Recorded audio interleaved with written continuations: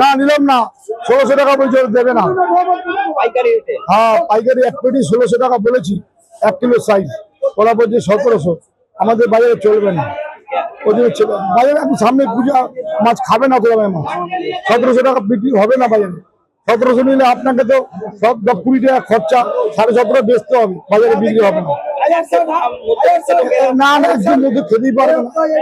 সামনে পুজো, বাঙালির বড় পুজো, তার আগে পরিবার জামা কাপড় কিনবে, খাওয়া দাওয়া তো খেয়েছে, বোম্বের মাছটা বেরিয়েছে, আপনিও দেখেননি আমিও দেখেনি।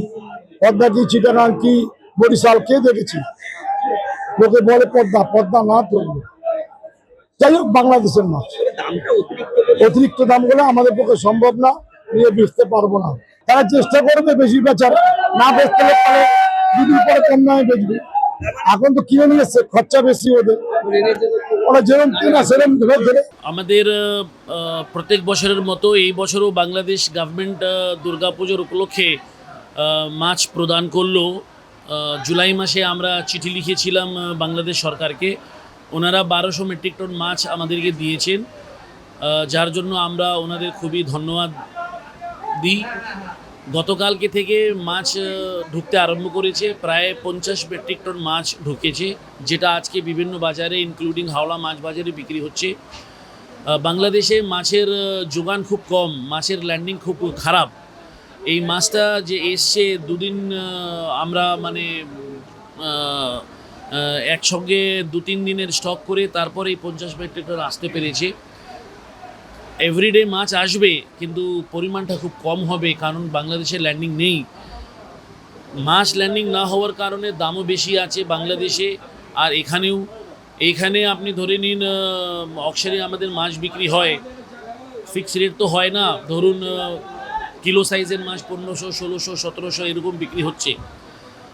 1200 মেট্রিক টনের মধ্যে আমরা মনে হয় না যে 500 মেট্রিক টন নিয়ে আসতে পারবো। এর মূল কারণ হচ্ছে দুটো। একটা হচ্ছে যে টাইম আমাদের খুব কম, শুধুমাত্র 15 থেকে 16 দিন আমাদের কাছে আছে। 5ই অক্টোবর হচ্ছে লাস্ট মেয়াদ, যে মানে আমরা মাছ নিয়ে আসতে পারবো। তো দেখা যাক কি হয়, যা আমরা নিয়ে আসতে পারবো। আর আশা করি যে প্রত্যেক দিন মাছ ঢুকবে, রেটটা কমে, আর বাংলাদেশে যাতে মাছ আমদানি হয়। কতটা ডিমান্ড আছে? ডিমান্ড সব সময় বাংলাদেশ ইলিশের আছে, কিন্তু যদি রেটটা হাই হয় তাহলে তো একটা শ্রেণীর লোকেরাই মাছ খেতে পারে, সবাই তো আর খেতে পায় না।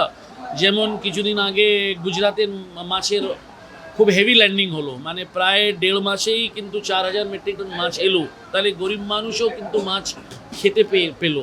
তো সে জিনিসটা তো হচ্ছে না বাংলা মাছে, মানে অনেক মানুষ শুধু দাম জিজ্ঞেস করেই কিন্তু সান্ত্বনা পেয়ে নেয়। আপনার নাম? Syed Anwar Maqsud, secretary, fish importer association, Calcutta.